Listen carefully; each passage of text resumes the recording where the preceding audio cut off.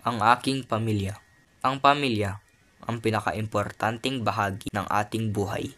Ito ay dakilang regalo na ibinigay sa atin ng Diyos upang tayo'y kalingain at gabayan na mamuhay sa mundong ito. Dahil dito, kailangan nating pangalagaan ang ating pamilya. Ang aking pamilya ay maliit at simple lamang. Ako, si ate, si mami, at si daddy.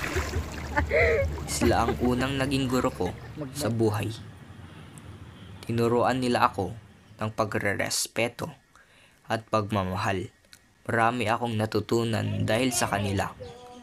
Tulad ng pagluluto, paglalaba, pagtugtog ng mga musical instruments, paglalaro ng chess, at pagiging makadiyos. Mahal na mahal ko ang aking pamilya.